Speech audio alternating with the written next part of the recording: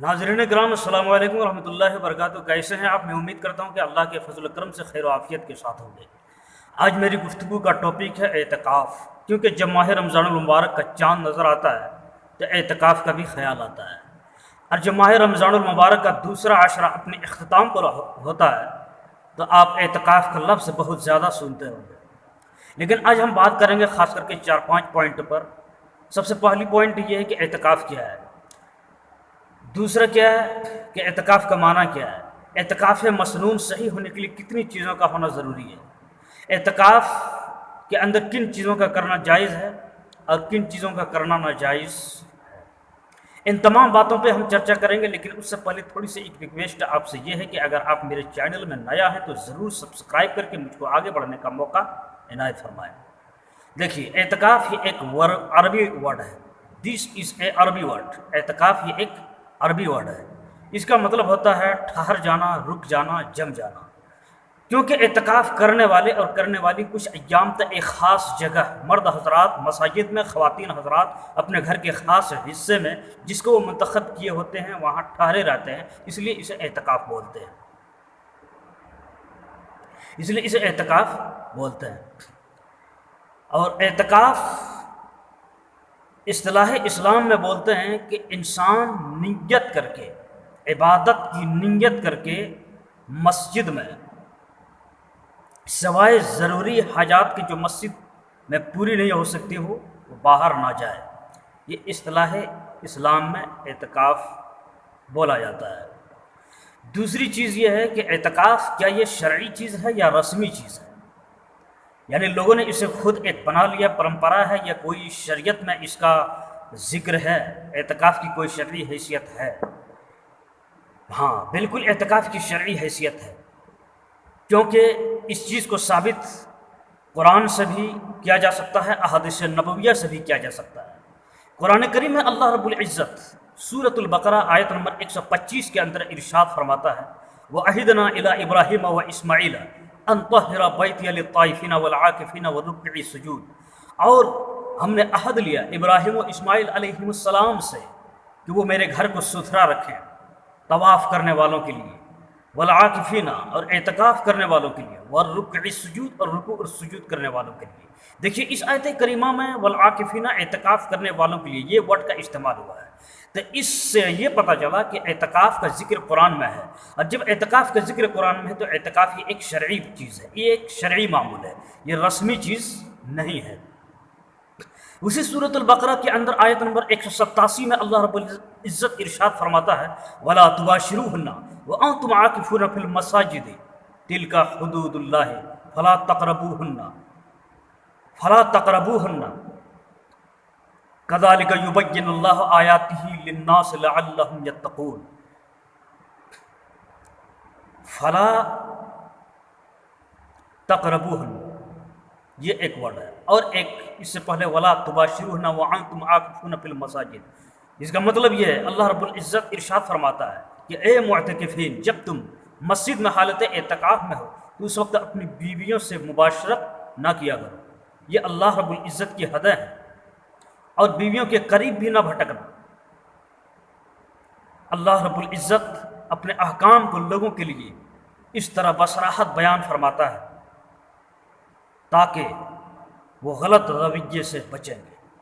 تو اس آیت کریمہ میں بھی اعتکاف کا ذکر آیا، تو اس سے یہ پتہ چلا کہ اعتکاف قرآن میں ہے، اس کا تذکرہ قرآن میں ہے، اس سے یہ معلوم ہوا کہ اعتکاف یہ ایک شرعی چیز ہے۔ دوسری چیز اس آیت کریمہ سے یہ معلوم ہوئی، اللہ رب العزت ارشاد فرماتا ہے وَأَنْتُمْ عَاكِفُونَ فِي الْمَسَاجِدِ، کہ جب کہ تم مسجدوں میں حالت اعتکاف میں رہو، اس سے یہ معلوم ہو رہا ہے کہ اعتکاف مساجد ہی میں ہوتی ہے، اعتکاف مساجد میں ہوتی ہے۔ تو ان دونوں آیت کریمہ سے ہمیں یہ سبق ملتا ہے کہ اعتکاف یہ ایک شرعی چیز ہے، یہ رسمی چیز نہیں ہے۔ اور اس آیت کریمہ سے یہ بھی ہمیں معلوم ہو رہا ہے کہ اعتکاف رمضان المبارک میں ہوتا ہے، لیکن رمضان المبارک کے علاوہ بھی اعتکاف ہوتا ہے، اور وہ اعتکاف منت و سماجت والی اعتکاف ہوتی ہے، لیکن رمضان میں جو اعتکاف ہوتا ہے وہ فرض کفایہ کی حیثیت رکھتا ہے، وہ فرض کفایہ کی حیثیت رکھتا ہے۔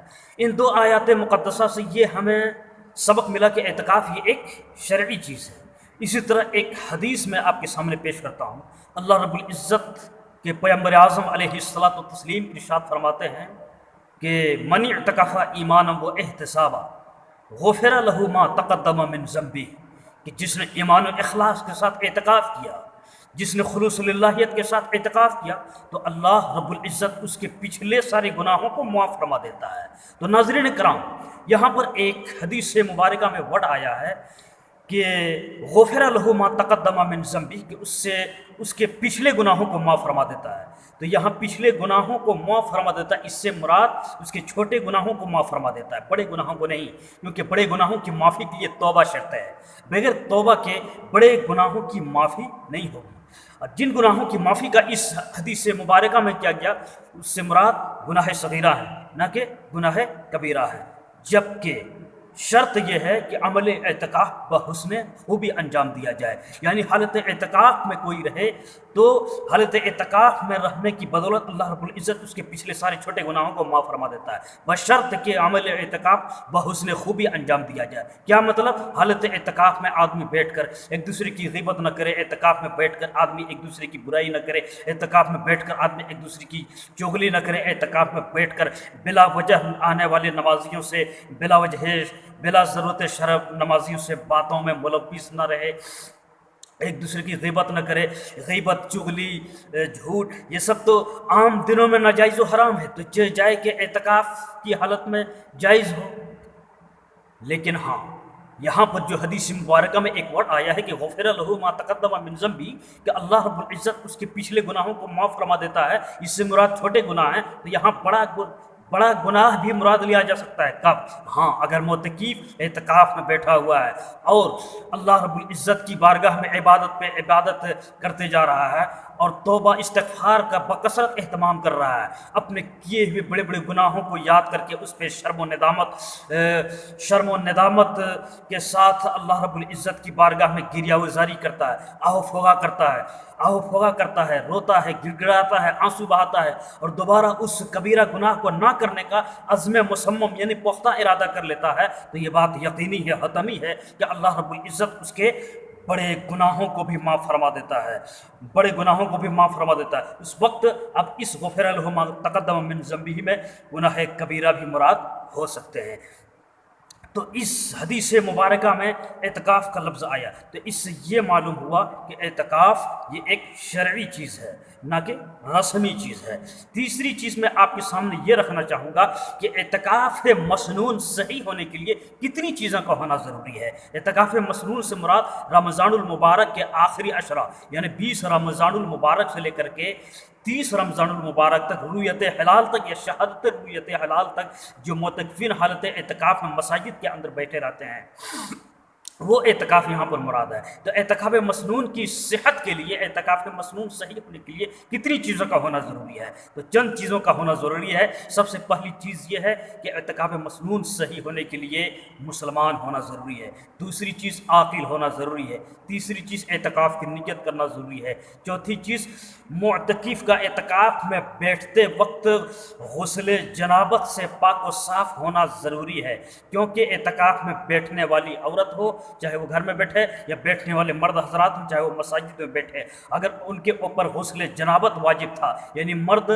جنبی تھا، عورت جنبیہ تھی، اور غسل جنابت کرنے سے قبل وہ اعتکاف میں بیٹھ گیا، تو اعتکاف تو بہرحال ادا ہو جائے گا، لیکن وہ گناہ گار ہو جائے گا۔ اور ایک شرط یہ ہے کہ حالت اعتکاف میں روزہ دار رہنا، یعنی روزے کی حالت میں رہنا۔ اب اگر کوئی اعتکاف کی حالت میں ایک روزہ بھی چھوڑ دیتا ہے یا کسی عذر کی بنیاد پہ چھوٹ جاتا ہے تو اس کا اعتکاف مسنون ٹوٹ جائے گا۔ تو یہ ساری کی ساری شرائط جواز اعتکاف کے لیے ہیں۔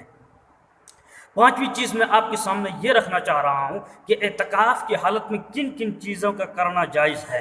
اعتکاف کی حالت میں جن کاموں کو آپ انجام دے سکتے ہیں اس کو غور سے سنیے۔ پہلا کام کھانا پینا، یعنی کھانا پینا یہ کام آپ انجام دے سکتے ہیں، کھا بھی سکتے ہیں، پی بھی سکتے ہیں، بشرطیکہ کہ مسجد کو گندا نہ کیا جائے۔ دوسری چیز سونا، یعنی سو سکتے ہیں، کیونکہ معتکف جب عبادت و ریاضت کر کے سوتا ہے تو حدیث مبارکہ میں یہ ہے کہ معتکیف جب سوتا ہے تو سونے کی حالت میں بھی اسے عبادت کرنے کا ثواب ملتا رہتا ہے۔ تیسری چیز ضرورت کی باتیں کرنا، یعنی ضرورت کی باتیں کر سکتے ہیں مسجد میں۔ چوتھی چیز کپڑے بدلنا، کپڑوں کو بھی تبدیل کر سکتے ہیں آپ۔ پانچویں چیز خوشبو لگانا، چھٹی چیز تیل لگانا، ساتویں چیز کنگھی کرنا، یعنی کنگھی بھی کر سکتے ہیں بشرط کہ مسجد کی چٹائی اور قالین وغیرہ خراب نہ ہو۔ آٹھویں چیز مسجد میں کسی مریض کا معائنہ کرنا، یعنی کوئی بیمار آدمی ہے اور آپ حکیم ہیں، اعتکاف میں بیٹھنے والے حکیم صاحب ہیں یا ڈاکٹر صاحب ہیں، اور ان کے علاوہ اور کوئی ڈاکٹر نہیں اور کوئی آدمی سخت بیمار ہے تو مسجد میں وہ اس کا معائنہ کر سکتے ہیں، نسخہ لکھ سکتے ہیں یا دوا بتا سکتے ہیں، لیکن یہ سارا کام بغیر اجرت کے کریں تو جائز ہیں ورنہ مکروہ ہے۔ تو ان کاموں کو آپ اعتکاف کے اندر انجام دے سکتے ہیں۔ نویں چیز کیا ہے؟ برتن وغیرہ دھونا، یعنی حالت اعتکاف میں بیٹھ کر کوئی اپنے کھائے ہوئے برتن کو بھی، جس میں وہ کھایا ہے برتن کو بھی دھو سکتا ہے۔ دسویں چیز ضروریات زندگی کے لیے خرید و فروخت کرنا، بشرط کہ سودا مسجد میں نہ لایا جائے، کیونکہ مسجد کو باقاعدہ تجارت گاہ بنانا جائز نہیں۔ 11ویں چیز عورت کا اعتکاف کی حالت میں بچوں کو دودھ پلانا، یعنی جو خواتین اپنے گھروں میں حالت اعتکاف میں ہیں خاص جگہ میں اور وہ دودھ پلانے والی خواتین ہیں تو وہ اپنے بچوں کو دودھ پلا سکتی ہیں۔ 12ویں چیز معتکف کا اپنی نشست گاہ کے ارد گرد چادریں لگانا، یعنی جس جگہ وہ اعتکاف میں بیٹھے ہیں اپنے اگل بغل چادر کو وہ تان سکتے ہیں، لگا سکتے ہیں۔ 13ویں چیز معتکف کا مسجد میں اپنی جگہ بدلنا، یعنی ایک جگہ سے دوسری جگہ چینج کر سکتا ہے۔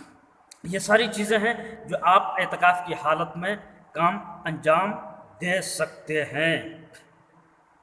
لیکن اور ایک بات میں آپ کے سامنے یہ رکھنا چاہوں گا کہ اعتکاف کی حالت میں آپ کن کن کاموں کو انجام نہیں دے سکتے ہیں۔ اعتکاف کی حالت میں فحش یا بیکار اور جھوٹ قصے کہانیوں یا اسلام کے خلاف مضامین پر مشتمل لٹریچر، تصویردار اخبارات و رسائل یا اخبارات کی جھوٹی خبریں مسجد میں لانا، رکھنا، پڑھنا، سننا، یہ سب منع ہے۔ ضرورت سے زیادہ سامان مسجد میں لا کر بکھیر دینا یہ منع ہے۔ مسجد کی بجلی، گیس اور پانی وغیرہ کا بے جا استعمال کرنا یہ حالت اعتکاف میں منع ہے۔ مسجد میں سگریٹ، بیڑی و حقہ پینا یہ حالت اعتکاف میں منع ہے۔ اجرت کے ساتھ حجامت بنوانا، لیکن اگر کسی کو حجامت کی ضرورت ہے اور بغیر معاوضہ کا بنانے والا میسر نہ ہو تو ایسی صورت اختیار کی جا سکتی ہے کہ حجامت بنانے والا مسجد سے باہر ہو اور معتکف مسجد کے اندر، تو یہ کام انجام دیا جا سکتا ہے۔ البتہ معتکف کے حاجات طبیعیہ کے الگ مسائل ہیں، یعنی پیشاب پخانہ، یہ جو حاجات طبیعیہ ہیں، اور ان چیزوں کو پوری کرنے کے لیے اگر مسجد کے اندر وہ ضرورت کی چیزیں اگر نہیں ہے تو ان چیزوں کو پوری کرنے کے لیے معتکف مسجد سے باہر بھی جا سکتا ہے۔ معتکف کو باہر نکالنا جائز ہے، جن کے چند مسائل یہ ہیں کہ پیشاب پخانہ کے لیے قریب ترین جگہ کا انتخاب کرنا چاہیے۔ اگر مسجد سے متصل بیت الخلاء بنا ہوا ہے اور اسے استعمال کرنے میں کوئی حرج نہیں تو وہیں ضرورت پوری کرنی چاہیے، اور اگر ایسا نہیں ہے تو دور جا سکتا ہے، چاہے کچھ دور جانا پڑے۔ اگر بیت الخلاء مشغول ہو، یعنی کوئی صاحب اس میں گئے ہوئے ہوں، تو انتظار کرنے میں کوئی حرج نہیں، البتہ فارغ ہونے کے بعد ایک لمحہ بھی وہاں ٹھہرنا جائز نہیں ہے۔ تو یہ سارے کام، اس کے علاوہ بہت سارے اور کام ہیں جن کو اعتکاف کی حالت میں آپ انجام نہیں دے سکتے ہیں۔ میری ویڈیو لمبی ہو رہی ہے اس لیے میں اپنی گفتگو کو یہیں پہ مرکوز کر دینا چاہتا ہوں۔ پھر سے آپ سے ریکویسٹ ہے آپ میری ویڈیو کو بھی دیکھیے، سبسکرائب بھی کیجیے، اور ہاں لائک شیئر ضرور کیا کیجیے اور پوری ویڈیو کو ضرور دیکھا کیجیے۔ خدا حافظ، السلام علیکم۔